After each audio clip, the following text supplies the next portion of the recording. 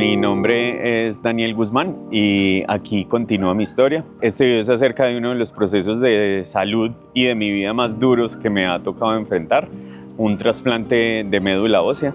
Y tal vez si no sabes acerca de mi historia, aquí puedes ver el video anterior para entender un poco más acerca de esto.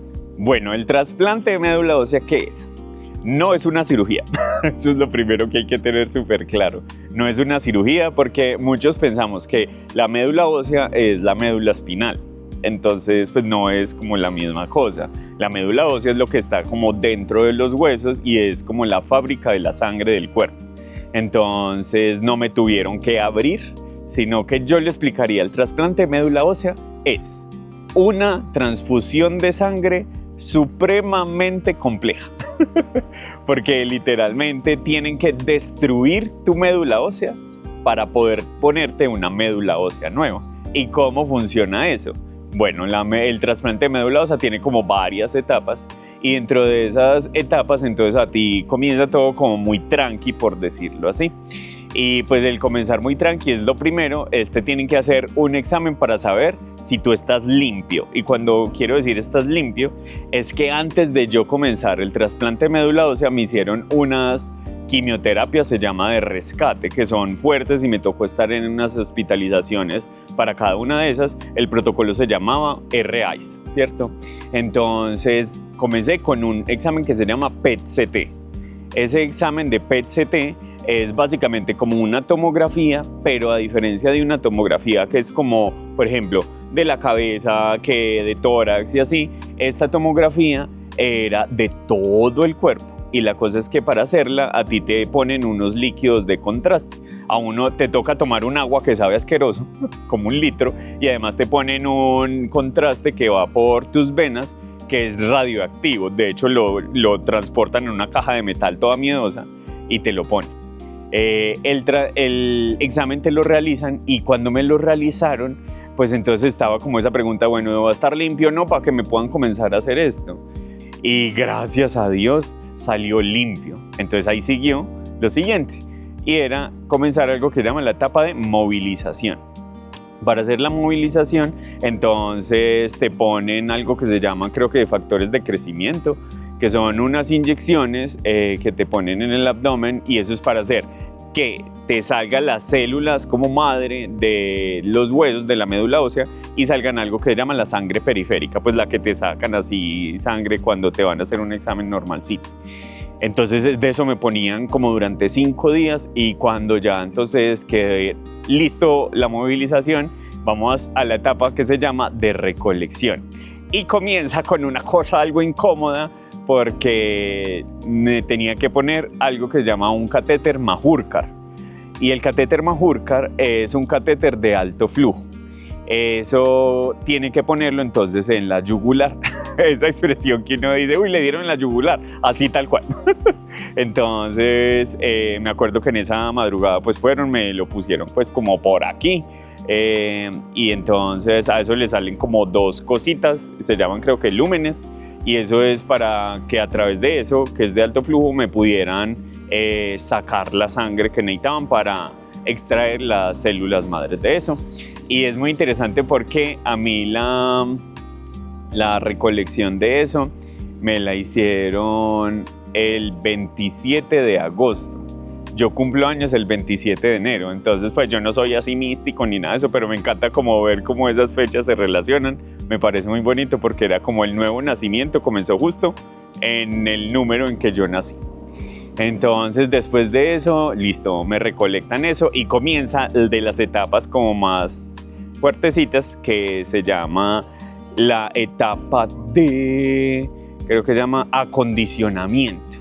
Y uno suena como, no, acondicionamiento, melo, pues como normalcito.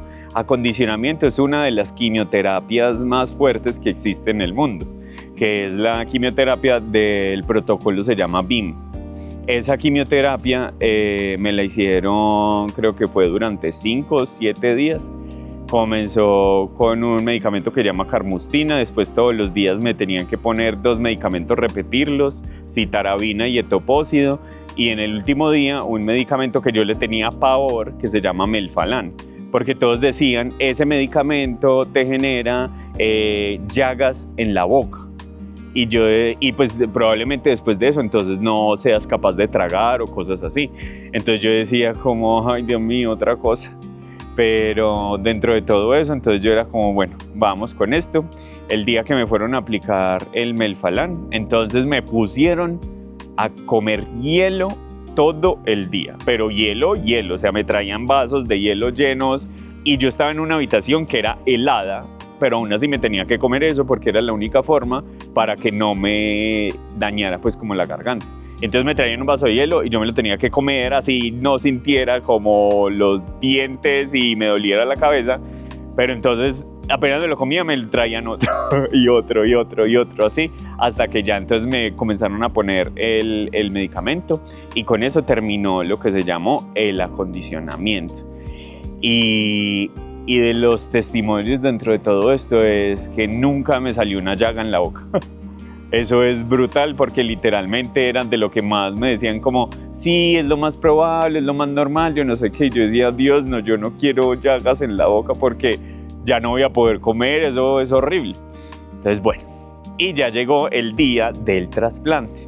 El día del trasplante, uno cree que no, es esta cosa súper impresionante y la verdad es, pues yo estaba ahí tirado en la cama y estaba conectado por el catéter pues Majorcar, y el trasplante es una bolsita así chiquitica porque lo que me habían sacado, entonces como que le hacen un proceso, lo congelan y lo guardan hasta el día del trasplante y entonces eso me lo vuelven a poner en el cuerpo porque yo soy el donante.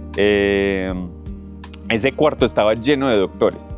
Me acuerdo que era como la hematóloga, el internista, la médico general, el jefe de enfermería, la auxiliar, o sea, no cabían más personas en esa habitación. Y dentro de lo que cuando me comenzaron a poner, primero me tenían que poner algo que se llama premedicación. Y dentro de esos medicamentos hay uno que lo duerme a uno. Pero entonces como que no me podían dejar dormir, entonces me mantenían, yo ya estaba así como poniéndome profundo y era, Daniel, ¿cómo vas? Y yo, ay, sí. Y entonces, bueno, pasó el trasplante y yo, bueno, ya, esto ya quedó. Y yo me sentía pues como, tampoco se me sintiera espectacular, pero no, como me habían dicho que eso era algo súper terrible, yo no sé qué. Pero la cosa es que ahí apenas comenzaba el trasplante. Ese día del trasplante en la noche yo estaba como normal. De hecho estaba hasta mirando como unas cosas en el computador y apagué el computador y todo. Yo me estaba sintiendo como con un poquito de náuseas. Y entonces me acerqué como a la cama y como en mi cuarto había como dos lavamanos o lavabos, yo estaba como así y siento así literalmente que se me viene el vómito. Y comencé ahí a vomitar literalmente en el lavabo y se me comenzaron a ir las fuerzas y ahí comenzó todo para abajo. Entonces era vomitando, era con fiebre, era con dolor de cabeza horrible, con diarrea, cuando además de todo eso se me comenzó a bajar la presión. Y entonces, bueno, la presión se puede bajar como hasta algún punto, pero ya se comenzó a bajar aún más abajo y la cosa es que se me combinó bajar la presión, tenía fiebre y los niveles de la sangre estaban por el piso, entonces me tenían que hacer transfusiones de sangre, pero las transfusiones de sangre no se pueden hacer cuando tengo fiebre. Entonces era como, hay que meterlo a la ducha, pero yo casi ni me podía mover.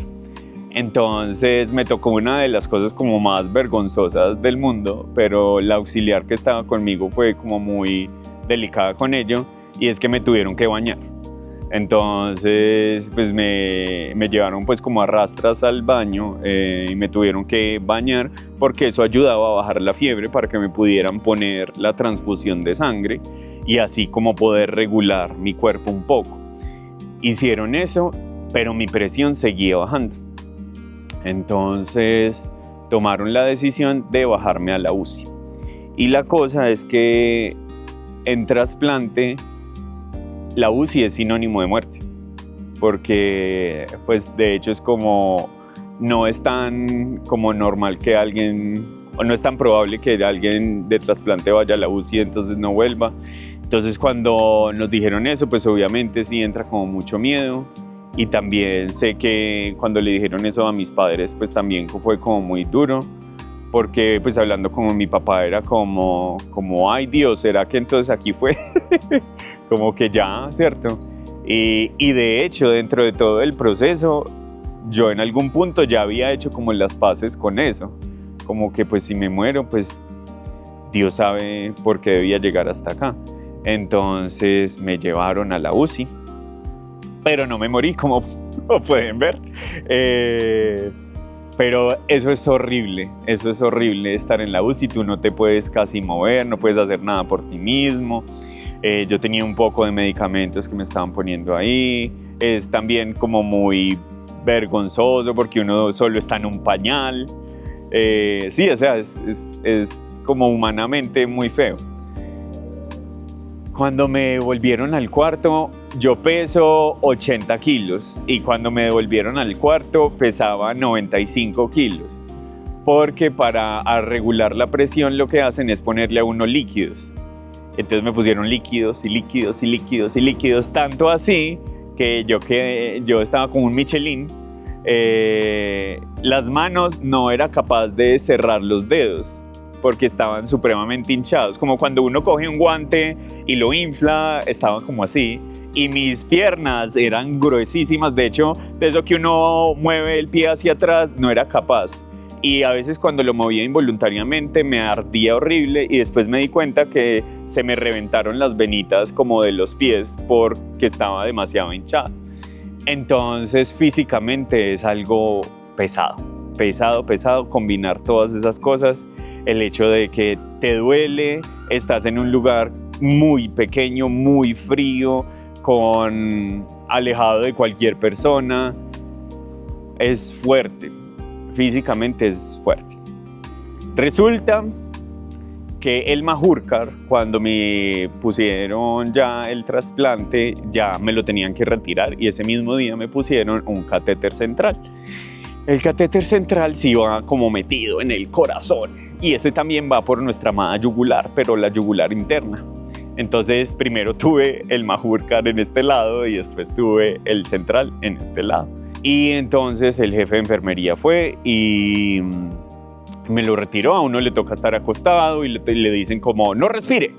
Y entonces cuando uno no respira, le sacan esa cosa y uno siente que le mueve una cosa por aquí y salió.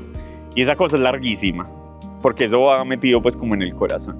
Y entonces bueno, eso se lo tapan y toda la cosa y el jefe me dijo como bueno, quédate ahí recostado, al menos unos 15, 20 minutos y ya. Y entonces pues yo como ahí recostado, entonces me llamó mi hermana y yo la puse pues como en altavoz y comenzamos a hablar. Y entonces yo mientras hablaba yo sentía como que la almohada estaba mojada. Y yo, pero tan charro, será como una sensación que yo tengo. Y entonces yo como para no moverme, entonces yo como así como en el ojo miraba así como hacia el lado. Y como bueno, yo no veo que la almohada esté roja. Entonces nada, seguí hablando. Cuando yo ya sentía que estaba muy mojado, o sea, como que sentía que estaba mojado como el cuello y así. Y entonces yo le dije a mi hermana, ay, me espera un momento.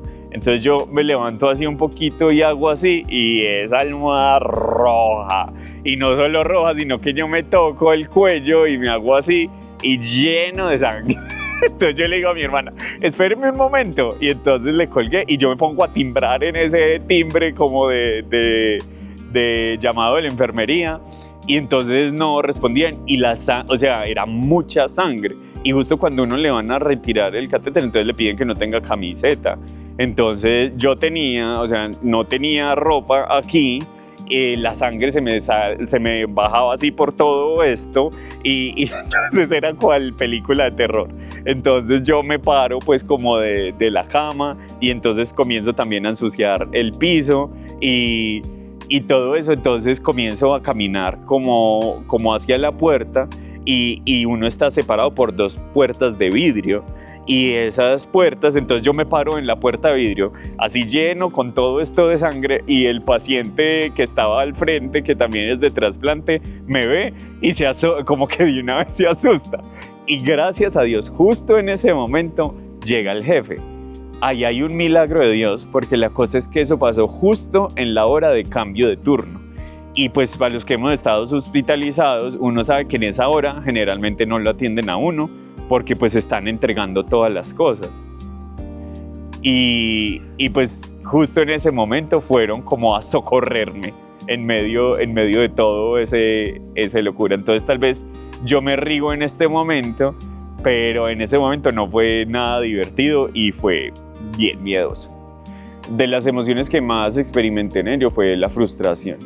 Frustración conmigo mismo, frustración con el proceso, frustración con el cuarto, frustración con que las cosas como que no avanzaban. Entonces, frustración con que cuando parecía que todo estaba mejorando, otra vez me devolvía en el proceso.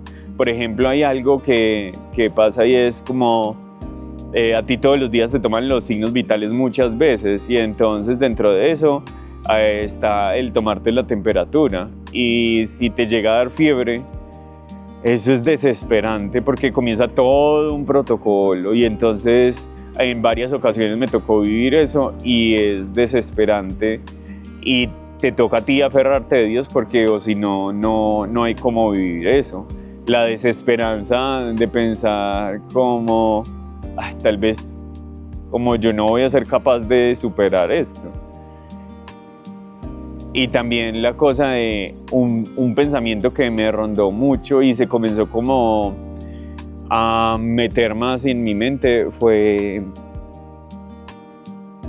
tal vez nunca voy a salir de aquí, tal vez me voy a quedar aquí, porque literalmente como cuando iba mejorando se devolvía todo, entonces ese pensamiento era como pues ya, o sea, como acostúmbrese a estar así porque así va a ser su vida como de aquí en adelante. Entonces vivir emocionalmente con eso es fuerte. El día a día, algo que yo tomé una decisión es que yo quería que este tiempo de trasplante fuera como un retiro con Dios. El hecho de que no iba a tener pues como tantas distracciones externas. Entonces mi día a día trataba de no estar acelerado. Yo cuando me bañaba me tomaba mi tiempo. De hecho hasta me molestaron allá porque era como no, usted sí que se demora bañando. Y yo pues sí, es que al final ¿qué más tengo que hacer aquí? Pues ya. Entonces yo me bañaba porque de hecho era casi en el único lugar que uno tenía como calor porque el agua era caliente, menos mal. Entonces bueno, me bañaba, me arreglaba. Me ponía mis 1000 capas de ropa y entonces después hacía mi devocional, también largo.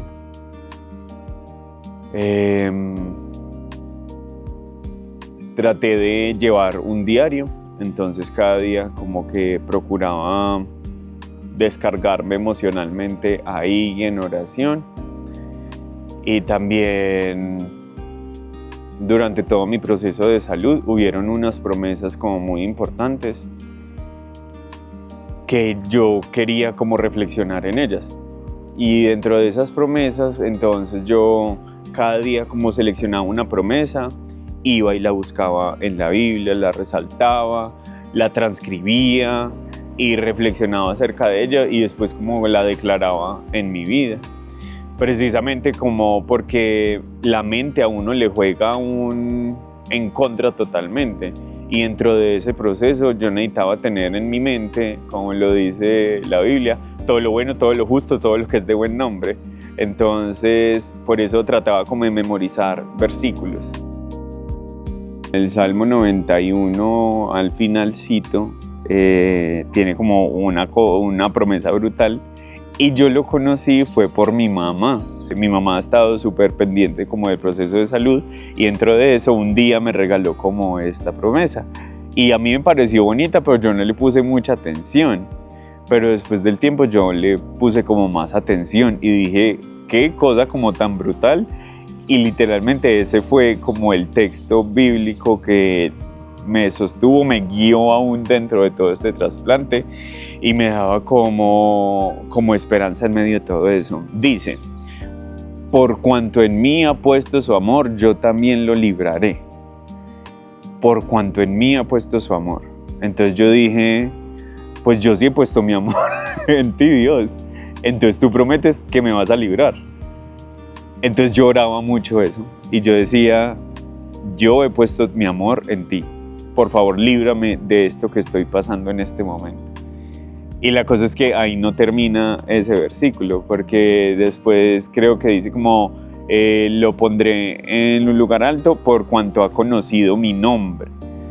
Y la cosa es que si uno analiza como el versículo y lo entiende en el contexto, conocer el nombre de alguien es algo íntimo, ¿cierto? Tal vez cuando tú vas por la calle ves a muchas personas, pero tú no conoces el nombre de esas personas, ¿cierto?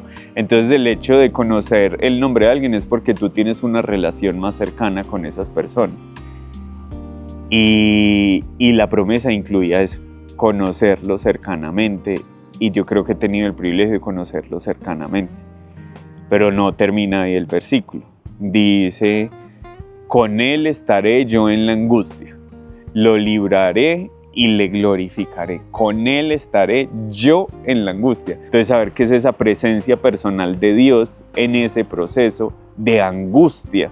Porque es que ahí hay una cosa, ahí no dice que no va a haber angustia, sino dice, con él estaré yo en la angustia. O sea, va a haber angustia, pero yo voy a estar ahí. Y después dice, yo lo libraré. Entonces es como, wow, tengo esa compañía en medio de todo este proceso y así se hace real Dios.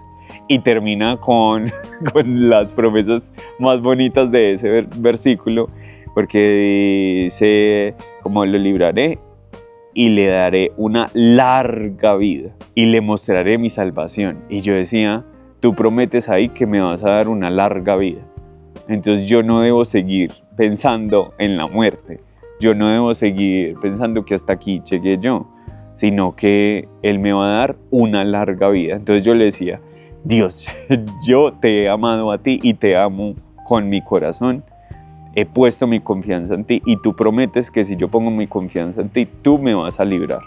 Entonces líbrame de eso y dame esa larga vida que tú prometes ahí, porque sé que tú estás conmigo aquí en esta angustia que estoy viviendo y tú me libras de ella. Tú no te espantas por mi dolor, sino que lo entiendes. Ese versículo me parece como una cosa espectacular que me regaló Dios y me lo regaló a través de mi mamá.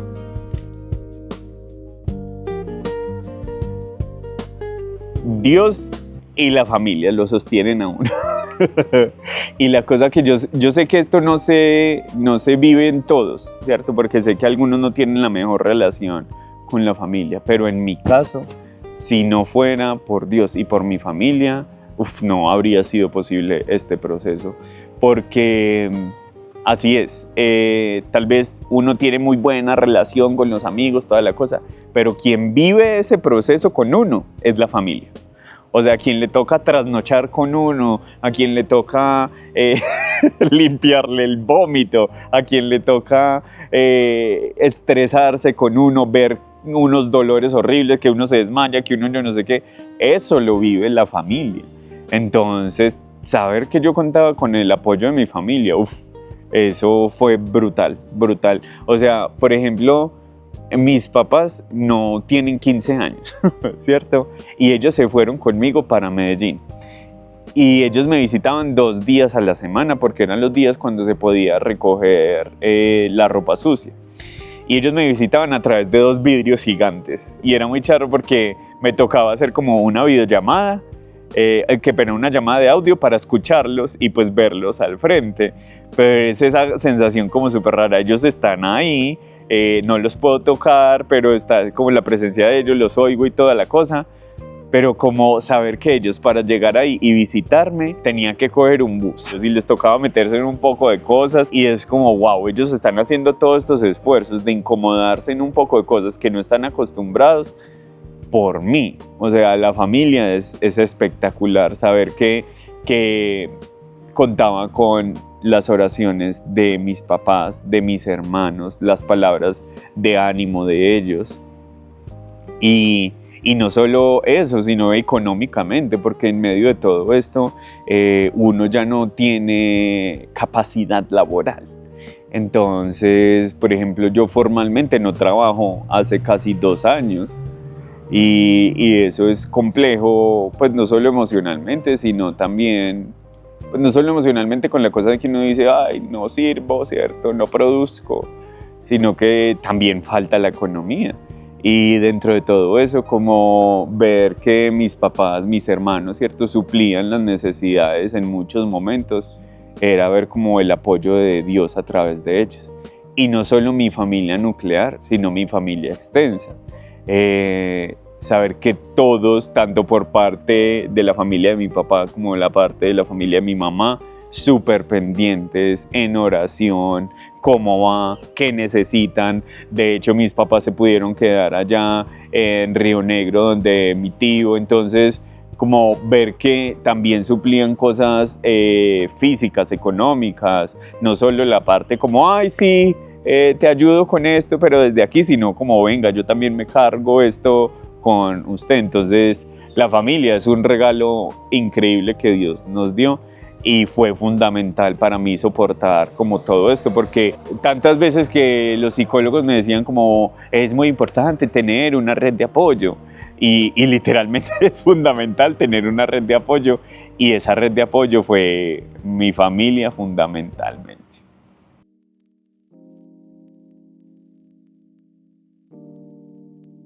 El año pasado yo estuve hospitalizado en total 102 días, o sea, básicamente como un tercio del año, ¿cierto?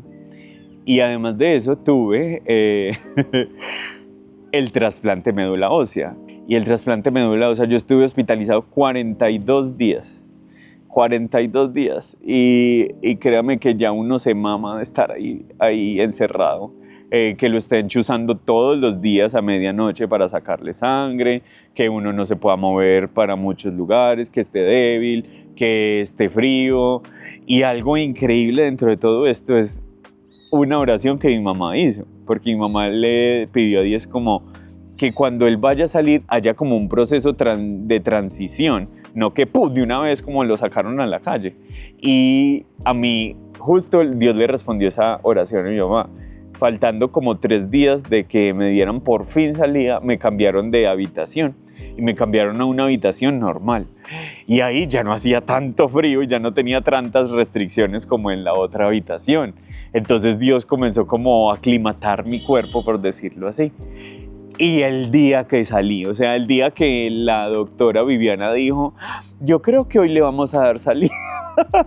Yo dije, es como ustedes han visto así en las películas que se abre el cielo y hay un coro o cualquier cosa así, literal. O sea, porque era como, yo pensé que nunca iba a salir de ese lugar. O sea, literalmente, como ya esta es mi vida. Entonces, cuando salí, espectacular. Ya saber que me comenzaron, por ejemplo, siempre hay como un protocolo, entonces que le comienzan a desmontar los medicamentos a uno. Entonces, como por ejemplo, todos los medicamentos que van intravenosos ya se los comienzan a dar a uno orales. Entonces ya comenzaron a hacer eso. Y ya entonces, por ejemplo, una de las partes mejores es cuando ya le quitan el catéter que uno tenga en ese momento. Entonces, cuando ya me retiraron el catéter, es como, uy, esto es oficial, esto es de verdad. Entonces me lo quitaron y ya salí. Y me acuerdo cuando llegué al apartamento que teníamos con mis papás, en el momento, porque es que lo charro es que salí, pero no para mi casa, sino para un lugar, pues como que se estaba alquilando. Yo llegué, yo me acuerdo que me senté en el mueble ahí y yo me sentía horrible, o sea, físicamente yo sentía que me había caído encima el mundo. O sea, literalmente yo me movía como así, como horrible, y me dolía todo. Y yo me acuerdo que yo me quedé como quieto un momento y me puse a llorar de una manera. Pero es como, yo me acuerdo que llorando era como, yo nunca pensé que iba a salir de aquí. Y literalmente yo pensé que yo no iba a salir de ahí. Y Dios me sacó. Entonces eso para mí fue como brutal, brutal. Y por ejemplo me acuerdo el primer día que pude salir a caminar con mis papás. Es como, ay, así se siente el mundo exterior otra vez, es como vuelvo a ver vida dentro de todo esto. Eso es espectacular. Luego de eso, entonces a ti te toca estar en un proceso post-trasplante, ¿cierto?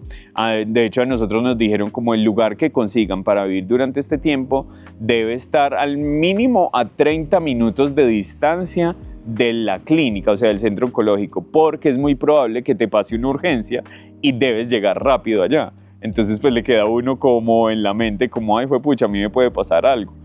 Entonces, bueno, me tocó afinar un poco de cosas. Entonces, por ejemplo, a mí me tocaba tener un baño aparte. Yo no podía tomar como cuando uno se cepilla, que uno se cepilla con agua de la llave, yo no podía, tenía que ser con agua embotellada, tenía que ser todo de agua embotellada. Si me iban a hacer alguna bebida tenía que ser pues como cocinada, y si no, pues como cosas pasteurizadas y cosas así. No podía comer como ensaladas y no podía ir a restaurantes. Habían muchos no. Y obviamente utilizar tapabocas a toda hora, porque era muy sensible a que se me pegara cualquier cosa y pues chao. Dentro de eso no podía estar cerca a niños, no podía estar cerca a mascotas, no podía estar cerca a nadie que tuviera gripa, hubiera tenido. Entonces, como bueno, seguían restricciones. Y ahí yo tenía que tener controles primero 2 veces por semana. Entonces los controles me sacaban sangre, veían cómo iba mi proceso, tenía la cita médica y entonces me decían, no, hay que ponerle tal cosa, tal otra. El miedo era siempre que yo tenía esos controles que me dijeran, no, está muy mal, toca dejarlo hospitalizado otra vez.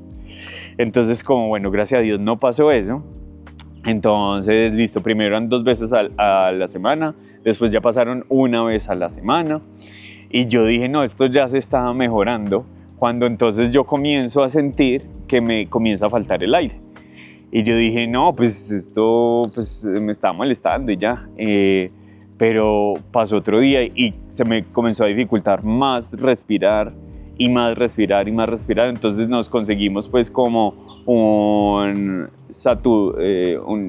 medidor de saturación, el que uno se pone en el dedito.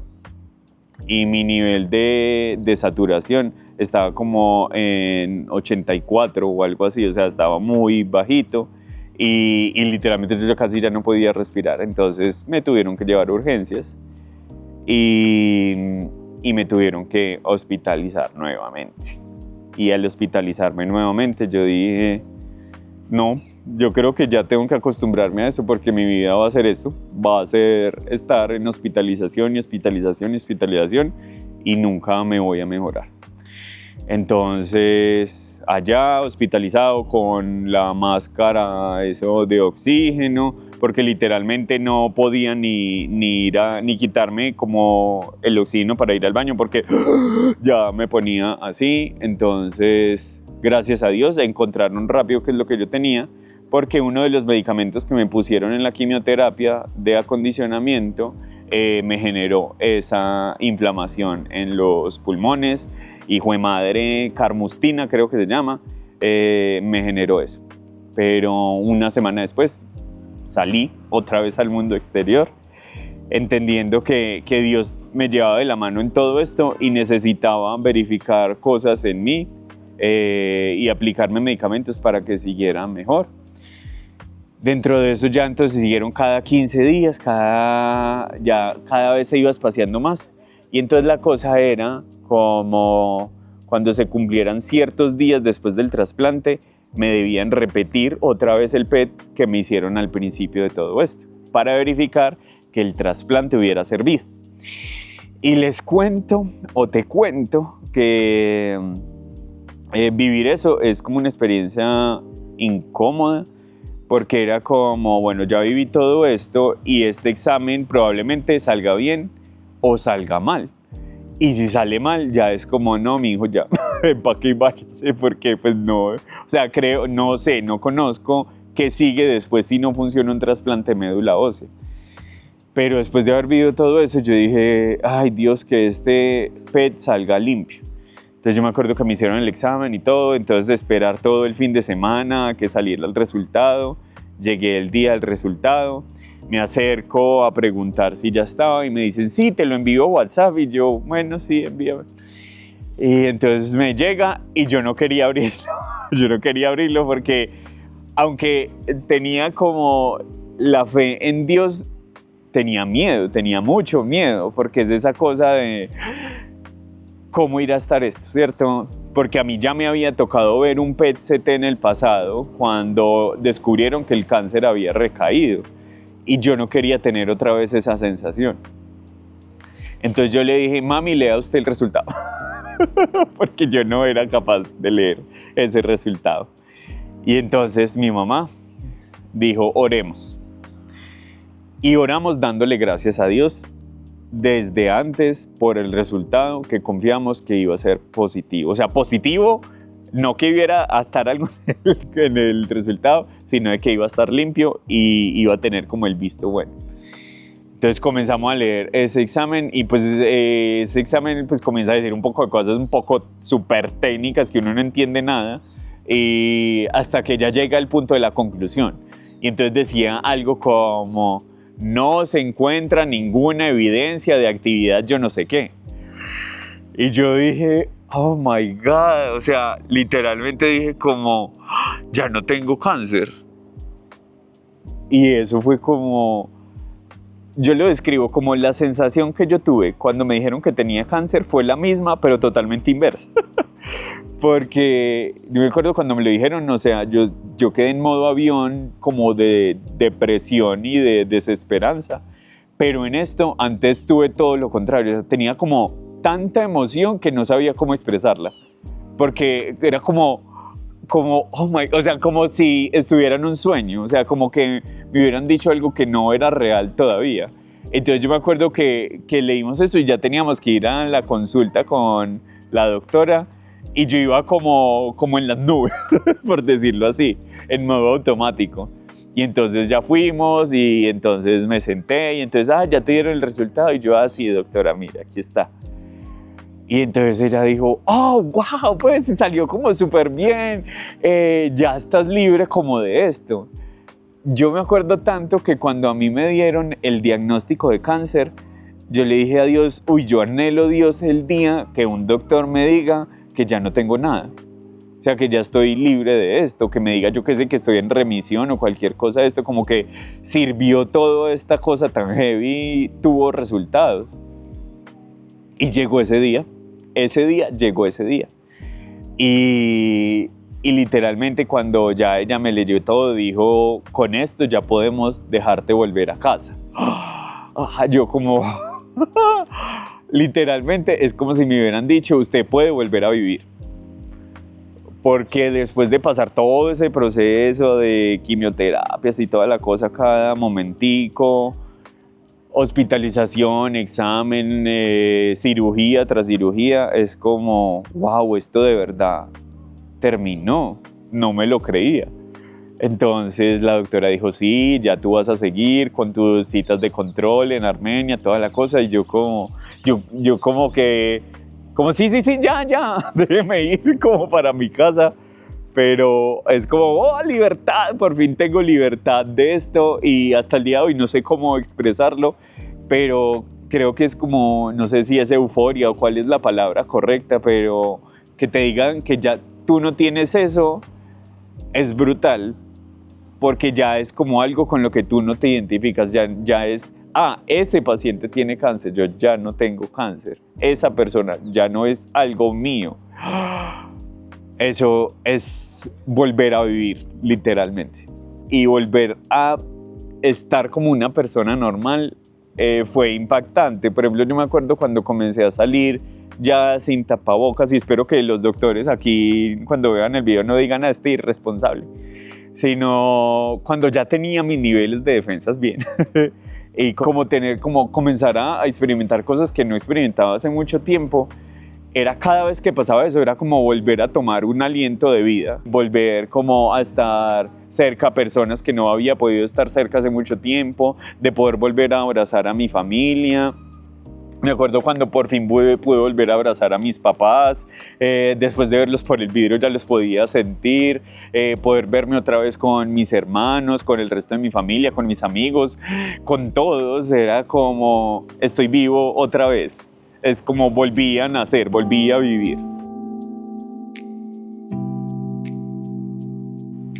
Si tú en este momento estás viendo este video desde una habitación de un hospital o viviendo un proceso de salud complejo y piensas que nunca vas a salir de eso, no pierdas la esperanza, porque con Dios siempre hay esperanza y Dios sigue escribiendo la historia de tu vida y Él tiene un propósito contigo.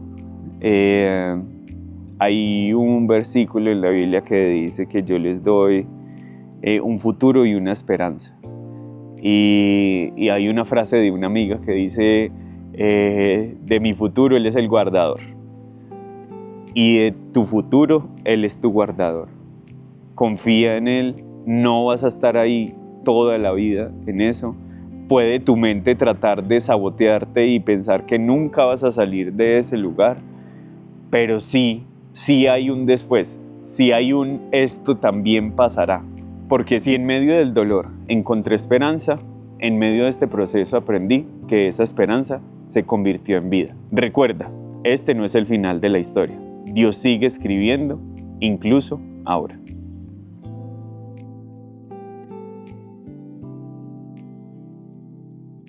Para mí fueron como los doctores, las auxiliares, los jefes de enfermería, fueron las manos de Dios ahí en el acompañamiento de ese proceso. Y fueron espectaculares, literalmente. Los menciono así rápido. Hubo una chica que se llama Sara y ella, aunque no es del equipo médico, ella es la que hacía la limpieza en la habitación, pero ella era la única que me podía hacer visita. Entonces ella podía entrar a la habitación y mientras limpiaba y todo eso, hablábamos. La cosa es que nadie más podía entrar como a la habitación todo ese tiempo. Entonces muchas gracias si estás viendo este video, Sarita, gracias por eso. Claudia, me acuerdo que siempre cuando pasaba me decía, ¿cuál es tu nivel de dolor? Y eso a mí se me quedó grabado porque eso no me lo preguntaban en otros lugares. Y ella era muy pendiente de eso, como cómo puedo hacer algo para que no estés como sufriendo con nada. Margot un día me dijo una cosa que me dejó como frío, reflexionando, porque en medio de toda la cosa me va diciendo como, Daniel, esta enfermedad es solo para gente muy fuerte y valiente. Y yo me puse a pensar, como yo nunca me hubiera descrito a mí mismo con esos adjetivos, como fuerte o valiente. Y yo digo, ay, juepucha, ¿será que sí soy eso? Como si tengo esas características. Eso me pareció como brutal. Elda fue la que me bañó un día. Y además de eso me acuerdo un día que yo estaba así como súper deprimido, me dio un abrazo. Y puede sonar como una cosa súper X, pero la cosa es que tú no tienes contacto humano en todo ese tiempo. O sea, solo van a chuzarte o cualquier otra cosa y eso fue brutal. Jefes de enfermería, el jefe Jorge, que siempre decía que yo le hacía fiestas porque me daba fiebre o cosas así. Pero gracias, jefe, por... Cuando me tenía que hacer un examen que llaman gases arteriales, que es que le tienen que encontrar pues como una arteria aquí y eso duele como un berraco. El jefe tenía una mano para sacar esos gases súper bien. Gracias al jefe Harold fue el que me rescató el día para no desangrarme por el cuello. La doctora Diana fue la que me aceptó en el programa de trasplante y además me dejó vivir en su apartamento en Envigado. Esa es otra historia. A la doctora Viviana, con su conocimiento siempre, como tener la respuesta justa para cada uno de los procesos del trasplante. A la doctora Carolina, que todos los días llegaba súper feliz diciendo Oli, Oli, Oli. Y uno todo llevado ahí, pero la actitud de felicidad de ella lo contagiaba a uno. Entonces, gracias a todas ellas y a la doctora María Paula Galindo, que es de aquí de Oncólogos del Occidente, que fue la que me remitió a todo ese proceso.